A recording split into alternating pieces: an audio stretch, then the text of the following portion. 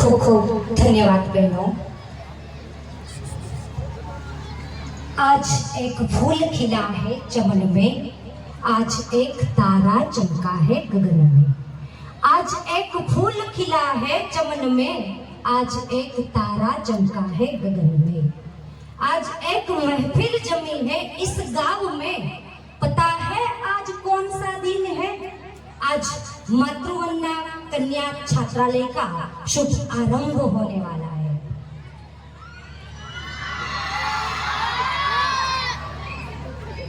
अरविंद भाई धरजियाने હું વિનંતી કરું કે તેઓ શ્રી રૂપાબા તથા ધરજીયા પરિવારના તેમજ મુખ્ય મહેમાનશ્રીઓને મૂર્તિનું અનાવરણ સ્થળે પ્રસ્થાન કરાવશે। અરવિંદભાઈ ધરજીયા તેમજ સમગ્ર ધરજીયા પરિવાર મહેમાનશ્રીઓને મૂર્તિ અનાવરણ સ્થળ પર પ્રસ્થાન કરાવશે। સમગ્ર વિદ્યાર્થી મિત્રો છે એ તાળીઓના ગડગડાટથી છે એમનું અભિવાદન કરશે। સમગ્ર ધરજીયા પરિવાર વિદ્યાર્થીઓ તેમજ સમગ્ર વાલી મિત્રો ને નમ્ર નિવેદન કે તેઓ પોતાના સ્થાન ઉપર જ બેસે।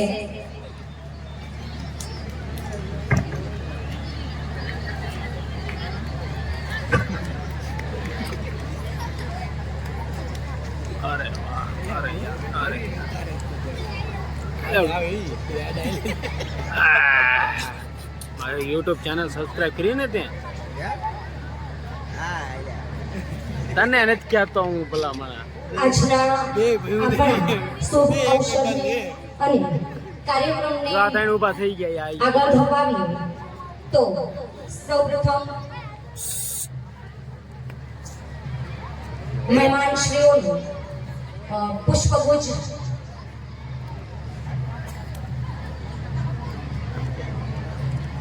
આપણી વચ્ચે બોટાદ જિલ્લાના એસપી સાહેબ બરોલિયા સાહેબ ઉપસ્થિત થઈ રહ્યા છે, તો સાહેબ શ્રીઓનું તાળીઓના ગડગડાટથી અભિવાદન કરીશું।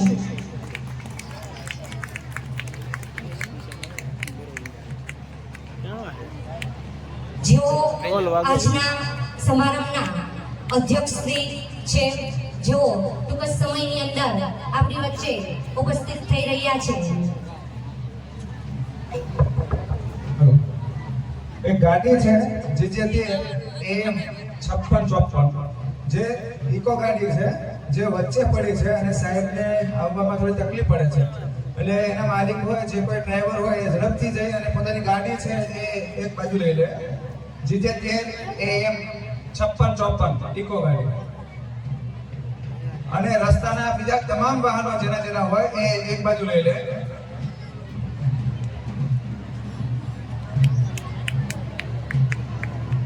तो एसपी साहेब पधारी રહ્યા છે, આપણે બધા જ એમને તાળીઓના ગડગડાટથી અભિવાદીશું।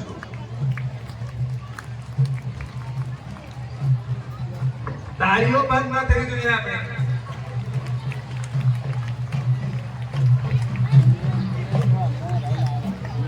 પ્રેમજીભાઈ મનજીભાઈ મીઠાપર આર્મી જો 5001 રૂપિયા શાળા સપ્રેમ ભેટ अर्पण करे छे।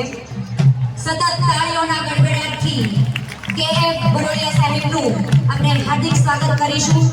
કાયદો અને વ્યવસ્થા જાળવવા માટે કડકાઈ જરૂરી છે।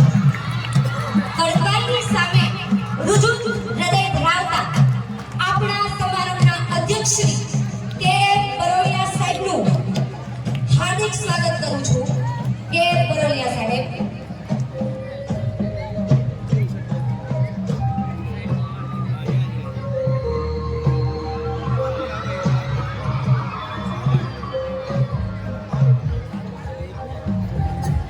आओ साहेब आओ અને અમારા કાર્યક્રમની શોભામાં અભિવૃદ્ધિ કરો। સાહેબ શ્રી કે બરોલિયા સાહેબ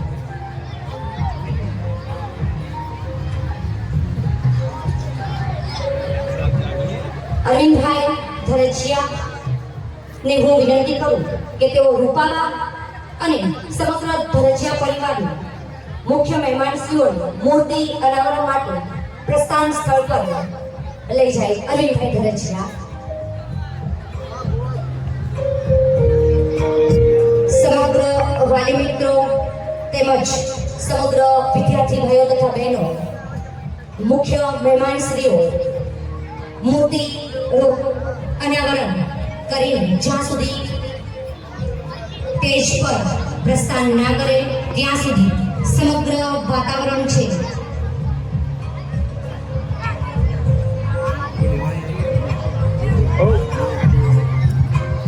પૂજ્ય રૂપાબાને વિનંતી કે તેઓ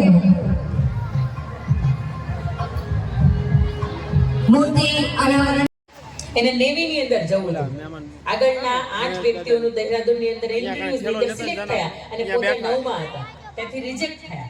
એટલે એ સમયે પોતે નક્કી કર્યું હતું કે કઈ વાંધો નહીં, ચાલો ભગવાને મારા ખુદાએ મારા માટે જે કર્યું છે એ શ્રેષ્ઠ કર્યું છે.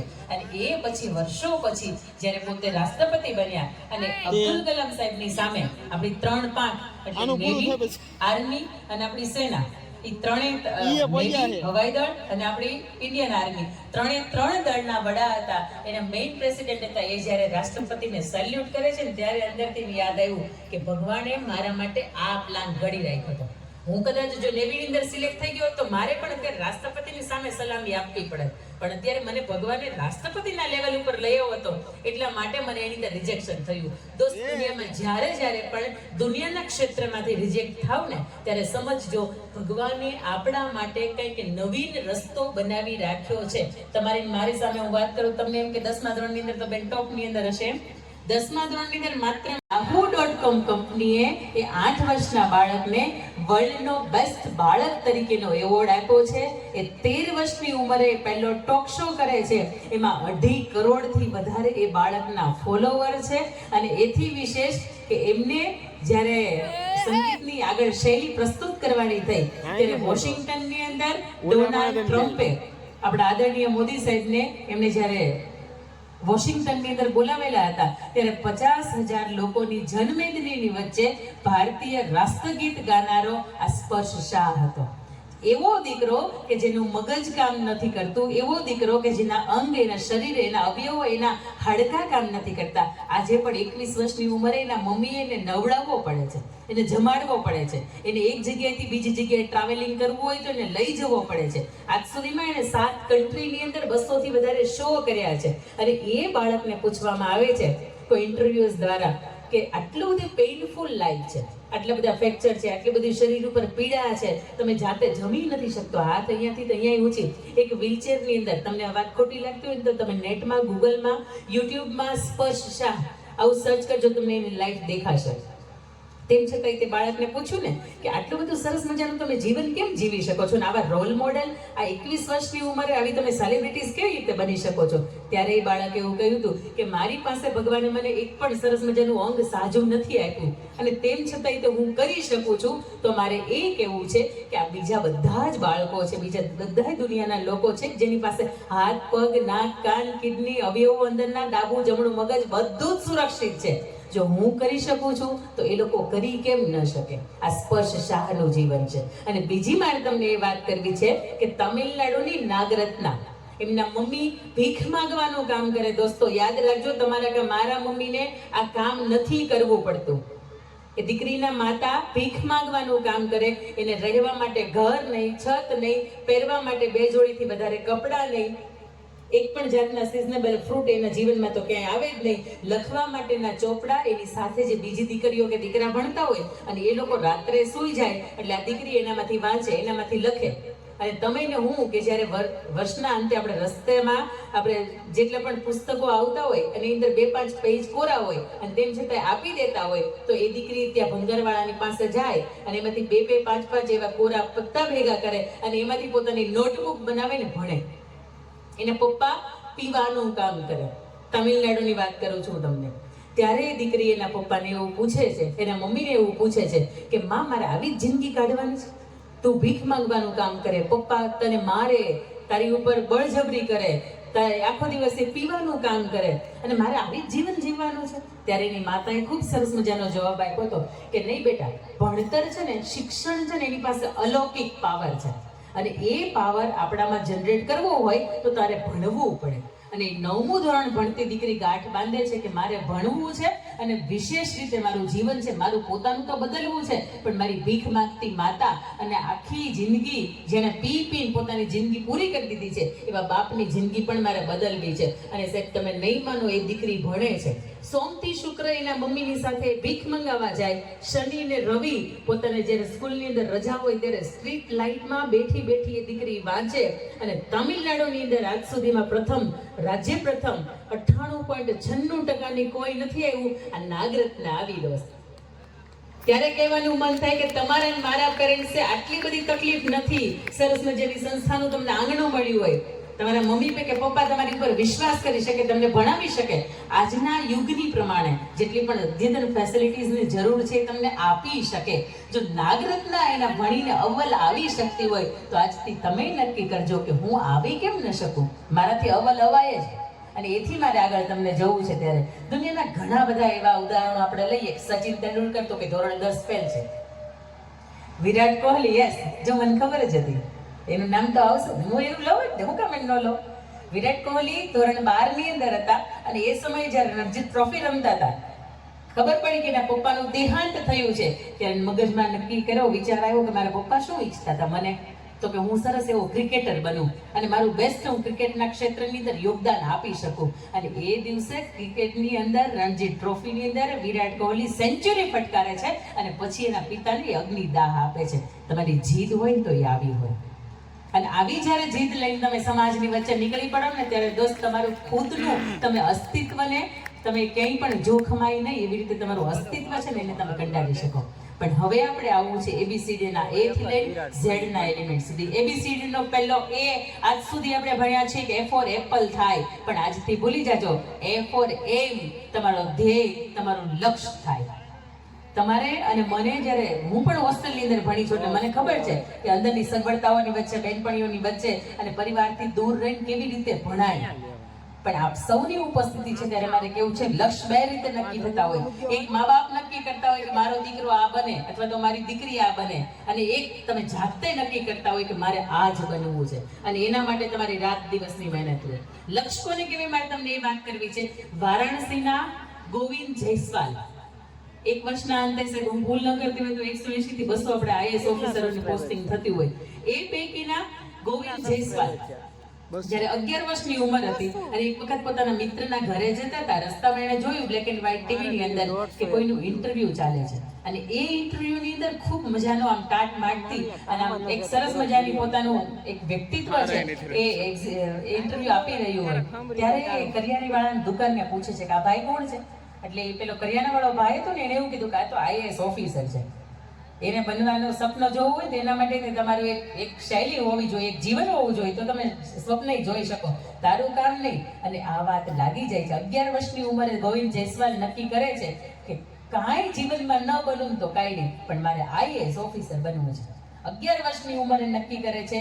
એ ધોરણ 10 ની એક્ઝામ આપે છે.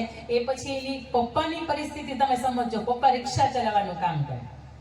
એટલી બધી દારૂણ ગરીબી કે સાંજે શું ખાવું ને આનાય ફાફા પડે. પોતાની પાસે એક જ જોડી કપડાં, સાંજે ધોઈ નાખે, રૂમાલ પહેરી લે, બીજે દિવસે સવારમાં ઉઠીને પાછા એના એ કપડાં પહેરી લે. આટલી બધી ખરાબ પરિસ્થિતિની વચ્ચે પોતે નક્કી કરે છે કે કોઈ પણ સંજોગોની અંદર મારું લક્ષ્ય મેં નક્કી કર્યું છે, મારો ધ્યેય મેં નક્કી કર્યો છે કે મારે IAS ઓફિસર થવું છે અને હું બનીને જ રહીશ. ઉંમરે 11 વર્ષની ઉંમરે નક્કી કર્યા પછી પોતે નક્કી કરે છે કે હવે એના માટે મારે પૈસા જોશે, એના પુસ્તકો ખરીદવા માટે. તો એ પુસ્તકો છે એ કેવી રીતે હું ખરીદી શકું? ઘણી બધી સંસ્થાઓની, એની શાળાની, એના મિત્રોની, પોતાની પાસે જે મૂડી ભેગી કરી હતી બધાની મદદ લીધી, એમાંથી પુસ્તકો ખરીદ્યા. તેમ છતાંય પુસ્તકો ઘટ્યા. 3 ટાઈમ તમે ને હું સરસ રીતે જમીએ છીએ, હા કે ના? ગોવિંદ જયસ્વાલ સાંજનું જમવાનું સ્કીપ કરે છે.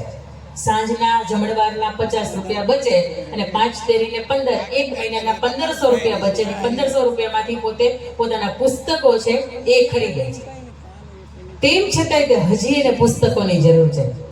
એ બીજી વખતનું જમવાનું છે એ સ્કીપ કરે છે, બપોરનું ને સાંજનું જમવાનું સ્કીપ કરે, એટલે મહિને 3000 રૂપિયા બચે, અને મહિને 3000 રૂપિયામાંથી બચાવીને એમાંથી એ પુસ્તકો ખરીદે, રાત દિવસ એક પણ જાતની ફેસિલિટીઝ વગરનું એ વાંચે, અને 2008 ની અંદર પહેલી વખત ભારતની અંદર યુપીએસસી ક્રમાંકની 48મા ક્રમાંકની અંદર ભારતની અંદર પાસ થાય છે ને સાહેબ, આઈએએસ ઓફિસર બને છે. આને લક્ષ્ય કહેવાય.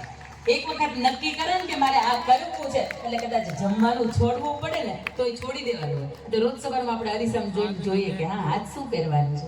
સારું છે શાળાએ યુનિફોર્મ પહેર્યા છે, નકર તો રોજ મગજમારી કે આજ શું પહેરવાનું છે. તમે ફેસબુક વાપરો છો? હા, વાપરતા છો. એમાં માર્ક ઝુકરબર્ગ એના ઓનર 2004 ની અંદર એને ફેસબુકની શરૂઆત કરી. 2024 હમણાં 20 વર્ષ પૂરા થશે. એ માર્ક ઝુકરબર્ગે છે ને હંમેશા એને એવું વિચાર્યું છે કે હું મારી જિંદગીમાં 3 કે 4 જ કલર પહેરું છું. એક બ્લેક હોય, એક ગ્રે હોય, એક બ્લુ હોય, અને એક બીજો કોઈ પણ. એટલે એટલા માટે કે મારે વિચારવું ન પડે કે રોજ મારે કયો કલર પહેરવો. જ્યારે એક વ્યક્તિનું એક સામ્રાજ્ય ઊભું થતું હોય, જ્યારે એક વ્યક્તિત્વ કંડારાતું હોય, ત્યારે સમજો કે એ લોકોની મેન્ટાલિટીઝ હોય ને એ કેવી હોય. એ ફોર એપલ નહીં બોલતા, એ ફોર એમ, તમારો ધ્યેય, તમારું લક્ષ્ય. અને આજથી નક્કી કરજો કે તમે કદાચ શાળાના આંગણે આવો છો તો શા માટે આવો છો. એક બાળકને મેં પૂછ્યું કે બેટા શા માટે સ્કૂલે આવો છો, તો કે મમ્મી ઘરે સવારમાં 7 વાગે ઉઠાડીને કાઢી મૂકે એટલા માટે. હવે એને કોણ પહોંચે. એક બાળકને મેં બીજું પૂછ્યું હતું કે બેટા તારે મોટું થઈને શું બનવું છે, કે કંડક્ટર. રાજકોટનું બાળક હતું. એટલે મેં કીધું કંડક્ટર જ કેમ, દુનિયામાં ઘણી બધી લાઈનો છે. તો મને કે નહીં, કંડક્ટર બેન એટલા માટે બનવું છે ટિકિટ ન આપવી પડે. અને તમે હું એની સામે હું તમે વાતો કરો. એ ફોર એમ, તમારો ધ્યેય વિના તમારું જીવન છે. તમારે અહીંથી અમદાવાદ જવું હોય ને તો તમારે કંડક્ટરને પૂછવું પડે કે કેવું પડે કે આ રૂટની બસ છે. તમારું ધ્યેય નક્કી કર્યું હશે ને તો આપોઆપ તમને સંઘર્ષ કરવા માટેની હિંમત છે ને અંદરથી આવશે.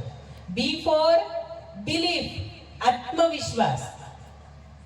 આપણે ઘરે કોઈ પણ ઘર હોય એને ચોરી થાય તો સૌથી પહેલા તૂટે શું? તાળું. અને તેમ છતાં આપણે ઘરની બહાર જવું હોય તો આપણે મારીએ શું? 99% દુનિયાના લોકો છે એ કેન્સરથી મૃત્યુ પામે છે. તેમ છતાં 1% લોકો એવા છે કે જે તમાકુનું કે કઈ પણ જાતનું વ્યસન હોય તો એવું માને છે કે આપણને કઈ નહીં થાય. એને પોતાની જાત ઉપર આટલો વિશ્વાસ છે. ગુજરાતની અંદર લગભગ 10 માંથી 3 રોજના, 10 માંથી એનો એરિયો એક એ રેશિયો છે કે 10 માંથી 3 છૂટાછેડા થાય છે. તેમ છતાં હજી ઘણા બહુ નાની ઉંમર હોય ત્યારથી નક્કી કરી નાખ્યા હોય કે મારા લગ્નની કંકોત્રી મારે આવી છપાવીશ. એમાં તમને બધામાં વિશ્વાસ છે, પણ તમને ખુદની ઉપર તો કે એની ઉપર વિશ્વાસ નથી. આ વિષયની અંદર માર્ક્સ તો કે એને ખબર કેટલા આવે. પાસે બેન માંડ થવા એનું એ નક્કી નથી કે પાસ થવું કે નહીં. આ તો તમે ટકાવારીની વાત કરો છો. ત્યારે મારે તમને તેલંગાણાના એક મોહમ્મદ કૈફની વાત કરવી છે. ધોરણ 10 ની અંદર આપણે એસએસસી બોર્ડ આવે, એ લોકોને એસએસએલસી બોર્ડ આવે. 625 માંથી એ વ્યક્તિને 624 માર્ક આવે છે. તમારે મારે આવ્યો હોય તો આખા બોટાદને નહીં પણ આખા આસપાસના બધાને ગામડા હોય ને બધાને ખબર પડે કે આ ભાઈના દીકરાને કે આ બેન છે ને એમની દીકરીને આટલા માર્ક્સ આવ્યા છે. સમજો ને 99.99% થયા ને, એનાથી વિશેષ તો આપી ન શકાય. એટલે 625 માંથી 624 માર્ક આવે છે. એમના ટીચરનો ફોન આવે છે કે આવો બેટા તમારું રિઝલ્ટ લઈ જાઓ ને, ફૂલ સરસ મજાને લેતા હો અને તમે પેંડા ખવડાવીએ અમે તમને. ત્યારે મોહમ્મદ કૈફ નક્કી કરે છે કે નહીં, મને ખબર છે કે મારે 625 માંથી 625 જ આવવાના છે. 624 આવ્યા છે, મારે પેપરને રીઇવેલ્યુએટ કરાવવા છે, મારે જોવું છે કે 1 માર્ક્સ કપાણો ક્યાં. ત્યારે એના ટીચર એવું કહે છે કે બેટા 1 માર્ક્સ આટલું શું ફેર પડે. ત્યારે એ વ્યક્તિ એવું કહે છે કે નહીં, 1 માર્ક માટે મારા માટે મને ખૂબ ફેર પડે છે. એ વ્યક્તિ રીઇવેલ્યુએટ કરાવે છે. વિજ્ઞાનની અંદર કાઉન્ટિંગમાં મિસ્ટેક થઈ હતી કે જેના લીધે એને 49 માર્ક ગણાણા હતા અને છેલ્લે 1 માર્ક્સ ઘટ્યો તો પછી 625 માંથી આઉટ ઓફ 625 માર્ક છે ને એ મેળવી શકે છે. આને આત્મવિશ્વાસ કહેવાય. આ તો 50 માંથી ટીચરે આપણને 43 આપ્યા હોય ને તો કે હા મેં વિશ્વાસ વિના એક પણ રીતને આગળ તમારા ભવિષ્યમાં જે પણ નક્કી કર્યું હોય ને તો એ મૂલ્યલક્ષી શિક્ષણ છે ને પામી નથી શકાતું. એના પછી સી એટલે કોન્સન્ટ્રેશન, તમારી એકાગ્રતા. કાનની અંદર ઇયરફોન નાખ્યા હોય અને જે તમે દુનિયા ભૂલી જાઓ છો, આવી દુનિયા હું એવું માનું છું કે જ્યારે હાથમાં બે હાથની વચ્ચે પુસ્તક હોય ને ત્યારે પણ ભૂલી જવી જોઈએ. તમને મને ખબર છે કે દ્રૌપદીનો સ્વયંવર ચાલતો હતો ત્યારે અર્જુને માથું ઊંચું રાખ્યું હતું, માથું નીચું રાખ્યું હતું અને જે ફરતી માછલી હતી એના આંખની અંદર જોઈને એને પોતાનું લક્ષ્ય છે સાધ્યું હતું. આ કેવી રીતે કરી શક્યો? એકાગ્રતા હતી. સ્વામી વિવેકાનંદ ખૂબ સારા પુસ્તકો હતા એના જીવનની અંદર એને યાદ રાખ્યા હતા. એન્સાઇક્લોપીડિયા બ્રિટાનિકા, આપણો તો ભાગવદ ગીતા ગ્રંથ કદાચ હજી નાનો છે, એના એક એક ભાગ હતા એ એટલા મોટા મોટા હતા, અને તેમ છતાં એને સરસ રીતે 8 થી 9 ભાગ યાદ રાખ્યા. હેનરી બ્લોન્ડી, દુનિયાનો સૌ છેડે એને વાંસ બાંધ્યો અને વાંસની ઉપર એને ઊંધા જમ્પ માર્યા, અને પછી ઇન્ટરવ્યુઅરે પૂછ્યું કે આ કેવી રીતે પોસિબલ થયું, હાઉ ઇઝ ઇટ પોસિબલ, આ કેવી રીતે શક્ય થાય? એક તો દુનિયાનો સૌથી ઊંચો ધોધ, એને બે બાજુથી વાંસ બાંધવામાં આવે અને એની ઉપર તમે ઊંધા જમ્પ લગાવો, એનું કારણ શું? ત્યારે હેનરી બ્લોન્ડી એક વાક્યમાં જવાબ આપ્યો તો એનું કારણ એકાગ્રતા. તમે સ્પેસએક્સ અને ટેસ્લાનું નામ સાંભળ્યું છે, હા કે ના? એના ઓનર કોણ છે? Alone Musk. 52-53 વર્ષની ઉંમર છે. એ જ્યારે નાના હતા ને, ઉડતું પક્ષી જુએ ને ત્યારથી એના મનની અંદર એને નક્કી કર્યું તો કે આ પક્ષી ઉડે, આખો દિવસ પોતાનું જે પોતાનું જે ચણ હોય એ ચણે અને ફરીથી પાછું આવીને એના માળામાં આવે. મારે પણ ભવિષ્યની અંદર આવું એક કોઈ પણ જાતનું રોકેટ છે એને લોન્ચ કરવું છે કે આવે પાછું અંતરિક્ષની અંદરથી પાછું ગુરુત્વાકર્ષણ બળની અંદરથી પાછું અંદર આવે અને પાછું જ્યાંથી ઉપડ્યું હોય ત્યાંની ત્યાં પાછું નીચે આવે. અને એણે આ સાબિત કરીને બતાવ્યું. આ વસ્તુ એને કહી શકાય કે તમારા મનની અંદર જ્યારે એકાગ્રતા હોય ને, તમે તમારી ભાવતી વસ્તુ તમે ખાતા હોય, સમજો ભાવતી વસ્તુ, ફોર એક્ઝામ્પલ તરીકે આપણે મેગી રાખીએ, તમે મેગી ખાતા હોય, લાઈટ વહી જાય, પંખો વયો જાય, પંખો બંધ થઈ જાય, ખોટવાઈ જાય, એક તમને કાંઈ અસર થાય ખરી? થાય? આપણે ક્રિકેટ જોતા હોય, એક સોફા ઉપર 5 વ્યક્તિ સામે એમાં હોય અને એક સોફા ઉપર 10 ગોઠવાઈ ગયા હોય, પંખો બંધ થઈ ગયો હોય, કોઈ આપણને કોઈ ખાવાનું ન આપ્યું હોય, આપણને કઈ ફેર પડે ખરો? કેમ? એ ગમતું કામ કરીએ છીએ. જ્યારે પુસ્તક સામે હોય ને ત્યારે આવું જ વિચારજો કે આ મારી ગમતી વાત છે, કારણ કે બેટા આ જ ઉંમર એવી છે કે જ્યાં સરસ રીતે ભણી શકાય. તમને કોઈ કાંઈ નથી કહેતું, કોઈ એક જાતની જવાબદારી નથી નાખતું. એકાગ્રતા વિના તમે એવું કહો કે મારું શિક્ષણ પ્રાપ્ત, અને ઘણા પાછા કાનની અંદર ઇયરફોન હોય, તારક મહેતા જોતા હોય અને પાછા હોમવર્ક કરતા હોય. બોલો એને કેવી ગજબની એકાગ્રતા કહેવાય? આને એકાગ્રતા ન કહેવાય. હું હસો છું. સી મતલબ કોન્સન્ટ્રેશન, તમારી એકાગ્રતા, અને એકાગ્રતાની પાવર તમારે મજબૂત. કેટલા એવા વ્યક્તિઓ અહીંયા બેઠા છે, મારા બાળકો, કે જે સવારે 7 વાગ્યા પહેલા ઉઠે છે? મોર્નિંગની સ્કૂલ છે, સાચું બોલજો. હવે રવિવારે કેટલા 7 વાગ્યા પહેલા ઉઠે છે? એક વખત આ લોકો બધા માટે તાલી પાડો. હવે બસ હાથ નીચો. હવે 7 વાગે ઉઠો ને તો ક્યારેક આંખો બંધ કરીને ભગવાનની સામે 5 કે 10 મિનિટ બેસજો. નાસ્તાનો, નાવા ધોવાનો, બેનપણીઓનો રવિવારે કેવો પસાર કરવો, આવો વિચાર ન આવે અને તમારી જાતની સાથે તમે ભગવાનના સાનિધ્યમાં વાત કરી શકો ને, તો સમજો એકાગ્રતાનો પાવર જે છે ને એ ત્યાં વધારી શકાય છે. ભગવાનની સામે જ્યારે આંખો બંધ કરીને બેસીને ત્યારે ખબર પડે કે ઓહો કેટલાય વિચારો ભેગા થઈને આપણને ત્યારે જ આવે છે. એટલે મેડિટેશનની અંદર આપણું ધ્યાન જતું નથી. જ્યારે તમે મેડિટેશન કરો ને ત્યારે બેટા ચોક્કસ એકાગ્રતા પામી શકાય છે. એના પછી ABCD નો D, ડિસિપ્લિન શીખવે છે. તમને મને ખબર પડવી જ જોઈએ કે આપણી ઉંમર મોટી થઈ ગઈ, આપણે કેવા કપડાં પહેરીને બહાર નીકળાય, કોની સાથે કઈ ભાષામાં વાત કરાય. તમારા ટીચર કે તમારા શિક્ષક હોય, કોઈ પણ સર કે ટીચર અહીંયાથી જાય તો આપણેથી એને હુરિયો ન બોલાવાય, એના નામ ન પડાય. આપણી બધી છે ને ડિસિપ્લિનની મેટર આવે છે. તમને એમ થાય કે આપણે એના નામ પાડીએ શિક્ષકોના, સાચું બોલો, નામ પાડો છો કે નહીં? મને ઈ બહુ ગમે, તમે સાચું તો બોલો છો. તમને એનો ફૈબા બનવાનો અધિકાર છે ખરો? તમે એના ફુવા છો, એના માટે નામ પાડો છો. જે જગ્યાએથી તમને શિક્ષણ મળે છે, જે જગ્યાએથી દુનિયાની અંદર તમે ટકી શકો, તમારી જાતને તમે સમાજની વચ્ચે પ્રસ્તુત કરી શકો, આવું જ્ઞાન પ્રાપ્ત કરો છો, એટલે તમે એને નામ હું ગમે પાડો છો. તમને કોઈ તમારા નામ સિવાયના નામથી બોલાવે, તમને મજા આવે? હા કે ના? ન આવે ને? હા, તો તમારા શિક્ષકો તમને કહી ન શકે, પણ એટલી આપણામાં ડિસિપ્લિન, એટલી આપણામાં મેનર્સ હોવી જ જોઈએ. આ ટીચરોને જ્યારે પૂછવામાં આવે ને કે તમને મોટા બાળકોને ભણાવવા ગમે, નાના બાળકોને ભણાવવા ગમે, એ હંમેશા એમ કહેશે કે નાના ભૂલકા હોય ને એને વધારે ભણાવવા ગમે. કારણ કે એની માને જેટલો આદર આપતા હોય, જેટલો પપ્પાને, જેટલો બા દાદાને આદર આપતા હોય ને, એનાથી સવિશેષ આદર છે ને એ પોતાના શિક્ષકોને આપતા હોય. આવો આદર આપણા જીવનની અંદર ડિસિપ્લિન ક્યારેય ન ચૂકાય ને, બસ એની ધ્યાન રાખજો. દીકરીઓને માટે એક વાત છે કે ભાઈ કેવા કપડાં પહેરવા જોઈએ, કોની સાથે કેમ બોલવું જોઈએ, એ આપણે ડિસિપ્લિનનો ભાગ છે. પણ અહીંયા દીકરાઓ બેઠા છે ને, મારે એને કહેવું જોઈએ કે આપણી જ શાળાની હોય, આપણા જ કેમ્પસની હોય, આપણા ગામની હોય, અથવા તો દુનિયાની કોઈ પણ ક્ષેત્રની કોઈ દીકરી જાતી હોય ને, તો આપણી પણ એટલી ડિસિપ્લિન હોય કે એને બાજુમાંથી નીકળી જાય તો એ ગર્વથી નીકળી જાય. માથું નીચે નીકળી જાય છે ને, ત્યારે સમજો કે હજી તમારા સંસ્કાર તમારી અંદરના ઘટે છે, કારણ કે તમારી અંદર હજી ડિસિપ્લિન નથી. એટલા માટે માથું નીચું રાખીને નીકળવું પડે. એક પુરુષ તરીકે, એક દીકરા તરીકે, એક ભારતના સપૂત તરીકે આપણે એવા બની શકીએ. આપણા હે અર્જુન, તું મહેનત કર, મહેનત વિના કાંઈ મળતું નથી. અને તમને મને એમ થાય કે આપણે ફાઇનલ એક્ઝામ આવશે ને, આપણે આમ કરીને A B C ને D શું આવે જોઈ લેશું, મેળ ન પડે. આપણો બી સાચો હોય, સામે વડે C કર્યો હોય ને તો ખોટો આપણો માર્ક્સ એક વયો જાય. એટલે તમને તમારી ઉપર એટલો આત્મવિશ્વાસ હોવો જોઈએ કે નહીં, હું જે મહેનત કરું છું ને એ ખરેખર કામ લાગશે ખરી. આપણે એના પછી F નીકળી શકે. ડિસિપ્લિન નો D ક્યારે પણ ન ચૂકાય. એના પછી D પછી E, ભૂલ નથી કરતી ને, ABCD E. E એટલે ઇફોર્ટ, મહેનત.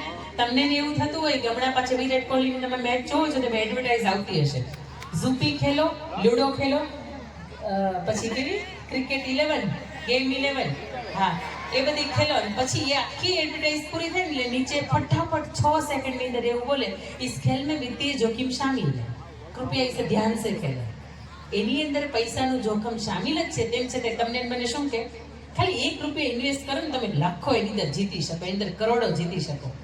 તમારા મમ્મી પપ્પા જે રાત દિવસ મહેનત કરે છે ને, એને ખબર છે કે હાવ ખોટું છે. તમને મને એમ કહો કે કપિલ શર્મા એવું કે, પછી પેલો ધવન આપણને એવું કે, પછી એનાથી વિશેષ બધી જે સેલિબ્રિટીઝ હોય આપણને એવું કે આની અંદર તમે પૈસા નાખો ને આમાં મળવા પાત્ર છે. આ મળવા પાત્ર નથી. આ પરસેવો જ્યાં સુધી પડતો નથી ને ત્યાં સુધી મહેનતનું તમને મૂલ્ય મળતું નથી. તમારી જોડે 6 વર્ષનો બાળક હતો, એમેટ, ન્યુયોર્કનો બાળક હતો એમેટ. એ એમેટે એના પપ્પાને એવું કીધું, પપ્પા મારે સાયકલ લેવી છે. એટલે પપ્પાએ એવું કીધું, તું કેરી પ્રમાણે મારે બધું નથી કરવાનું. એટલે એ એમેટને એના પપ્પાએ સાયકલ લેવાની ના પાડી. એમેટ નક્કી કરે છે, એને લક્ષ્ય નક્કી કર્યો કે મારે સાયકલ તો લેવી જ છે.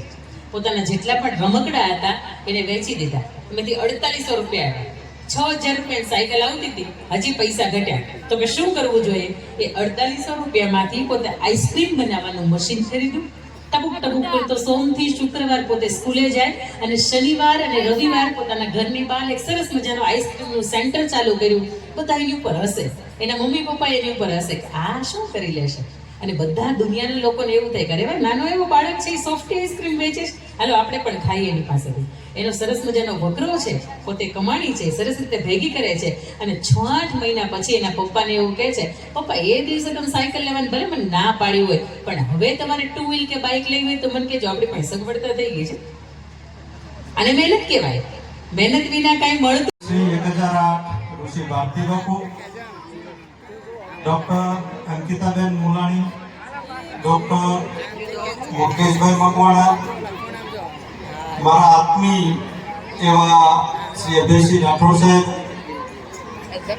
અને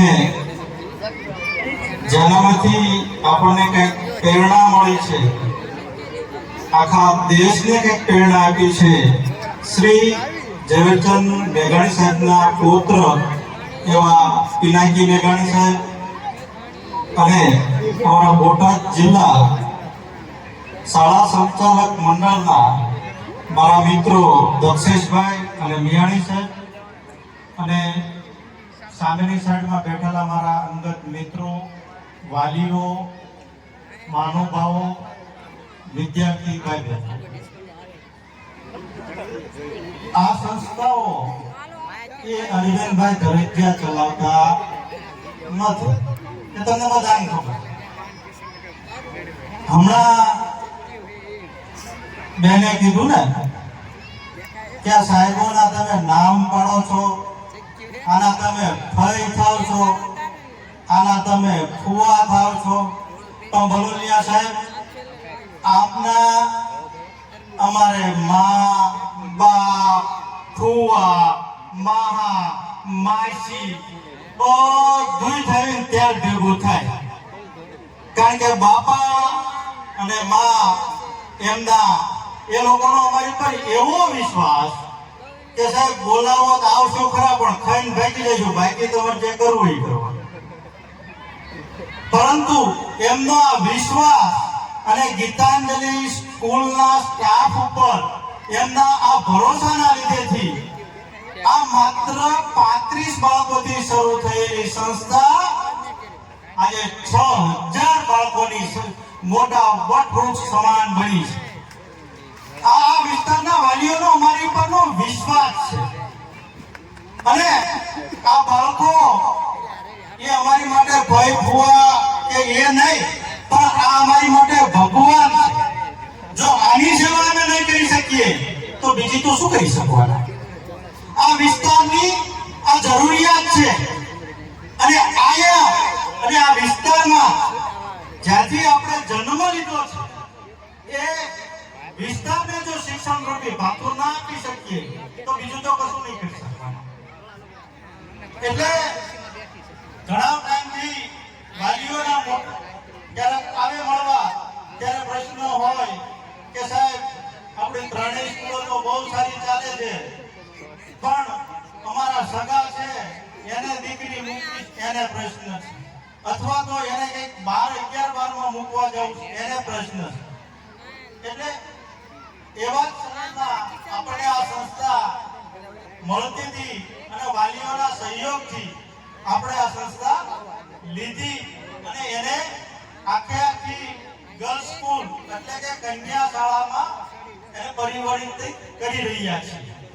અને એવા પ્રસંગે આજે આપણે બધા ભેગા થયા છીએ ત્યારે હું જ્યારે ફીસ બાબતે વાલીઓ સાથે સંકલન કરતો હતો ત્યારે વાલીઓમાંથી અમુક મિત્રોએ એવું કીધું કે સાહેબ આપણે જ્યારે વધારે ફીમાં થોડું ઘણું ઓછું કરતા હોઈએ છીએ, પણ એવું ના બની શકે કે તમે 5, 7, 10 દીકરીઓ દર વર્ષે ભણાવો છો ફ્રીમાં. કારણ કે આપણી સંસ્થાનો પહેલાથી નિયમ છે કે મા બાપ વગરની દીકરી હોય કે દીકરો હોય એનું 1 પણ રૂપિયો આપણે ફીસ લેતા નથી. બીજું મા કે બાપ બેમાંથી એક ના હોય તો આપણે 50% ફી લઈએ છીએ. ત્રીજું કે કોઈ પણ આપણા વિસ્તારનો સૈનિક હોય એટલે કે મિલિટરીમાં હોય તો એ બાળકની પણ આપણે અડધી ફીસ લઈએ છીએ. ત્યારે આ બધા વાલી મિત્રોનું કહેવાનું હતું કે સાહેબ આપણે દર વર્ષે સમૂહ લગ્ન કરીએ છીએ અને એમાં કન્યાઓને દાન માટે આપણે કંઈક ને કંઈક રકમ આપતા હોઈએ છીએ, પણ આપણે કંઈક નવો ચીલો પાડીએ અને કન્યાદાનની જગ્યાએ કન્યા વિદ્યાદાન યોજના શરૂ કરીએ. અને આ કન્યા વિદ્યાદાન યોજનામાં બહેનો અને બાપુજી ઋષિ બાપુ કોઈને અત્યાર સુધી ખબર નથી, પણ મારા મિત્રો દ્વારા એક જ દિવસમાં 1 જ કલાકમાં 51 દીકરીઓ ને 1 પણ રૂપિયાની ફીસ વગર આ સંસ્થામાં ભણવાની વ્યવસ્થા કરી દેવામાં આવેલ છે. હવે મિત્રોએ અંદર ચર્ચા કરી બાપુ કે હું 5 કે 25 દીકરી ભણાવી શકીશ, પણ કે અમે બધા થોડું ડોનેશન આપીએ તો તમે સાહેબ વધારે દીકરીઓ ભણાવી શકશો. અને એ લોકોએ કોઈ 11,000, કોઈ 21,000, કોઈ 51,000 એવી રીતે કરીને અમે 51 દીકરીઓને ફ્રી ઓફ કોસ્ટ એટલે કોઈ પણ પ્રકારની શિક્ષણ ફી લીધા વગર આ વર્ષથી એડમિશન આપવાના છીએ. પણ શરત એમાં માત્ર એટલી છે કે આપણી પાસે બહેનો અને વિસ્તાર બહુ મોટો છે એટલે એની પરીક્ષા લેશું, કસોટી લેશું. એમાં જે પાસ થશે અને એ મેરિટ પ્રમાણે આપણે 51 બહેનોને મફતમાં એડમિશન આપશું. અને આ જે યોજના જે મેં શરૂ કરી બાપુ કે 21,000માં એક દીકરી 1 વર્ષ માટે દત્તક લેવાની એના શિક્ષણ માટે, તો એમાં જે અમને સહયોગી થયા છે એને હું આ તકે કેમ ભૂલી શકું. આ જ્યારે અમે યોજના લાગુ કરી અને અમારા ગ્રુપમાં મૂક્યું ત્યારે સાહેબ આ વિસ્તારની જેમ કહેવાય કે આ વિસ્તારના ઘણા લોકોને રોજગારી પૂરું પાડતું અમારું આ બાજુનું રાણપુરનું ટેક્સપિન ગ્રુપ અને એના અમારા વિશાલભાઈ અને દીપેનભાઈ મકવાણા દ્વારા 11 દીકરી એક સામટા 1 વર્ષ માટે કેમને દત્તક લીધી છે એની માટે આપણે એમને તાળીઓથી વધાવવા છે. પછી કાયમ અમારે એમને પૂછવાનું ના હોય, સમૂહ લગ્ન હોય કોઈ પણ વસ્તુ હોય, કઈક સારું સમાજ માટેનું કામ થતું હોય અને એમાં અમારા અશોકભાઈ રાઠોડ જે બાવળા એપીએમસી ના ડિરેક્ટર છે એમના દ્વારા 2 દીકરીઓને દત્તક લેવામાં આવી છે. આવું સાહેબ લિસ્ટ ઘણું મોટું છે. બીજા બધા મિત્રોએ ચોખ્ખી ના પાડી છે કે મહેરબાની કરીને સાહેબ આપણે નામ લેવા માટે તેના દાન કરવાનું નથી, દીકરીઓના ભવિષ્ય માટે અમે ભેગું કરીને તમને આપીએ છીએ. એટલે બીજા માત્ર જે મિત્રો છે એના નામ અત્યારે અમે નહીં લઈ શકીએ, પરંતુ આ 51 દીકરીઓની પ્રાથમિક કસોટી લઈ અને આપણે એને એક પ્રવેશ આપીશું. એની તારીખ હવે અહીંયાથી જે તે સમયે જાહેર કરવામાં આવશે.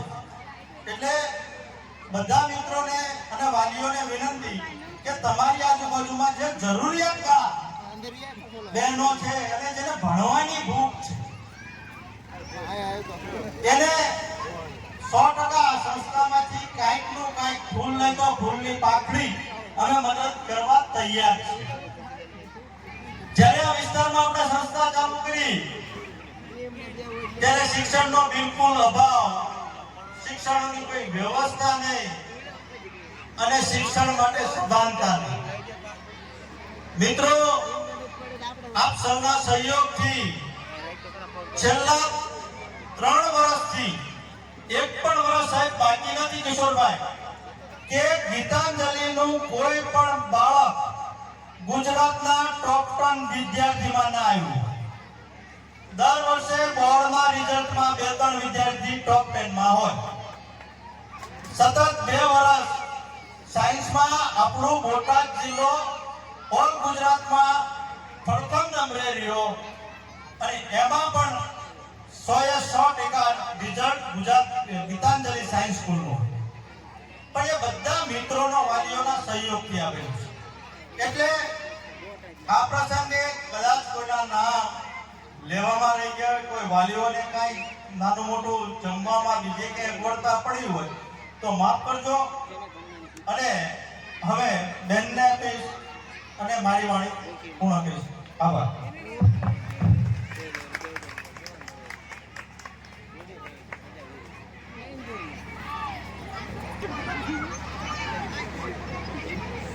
Hello, okay. ખૂબ ખૂબ આભાર સાહેબ શ્રીનો. ત્યારબાદ કાર્યક્રમને આગળ ધપાવતા આપણી સંસ્કૃતિ એ સનાતનની પરંપરા છે. આ સનાતન ધર્મને વિશ્વ ફલક પર વિસ્તારનાર એ આપણા સંતો મહાપુરુષો છે. તો આજના આપણા આ કાર્યક્રમમાં આપણા આમંત્રણને માન આપી પધારે પરમ પૂજ્ય શ્રી 108 મહામંડલેશ્વર શ્રી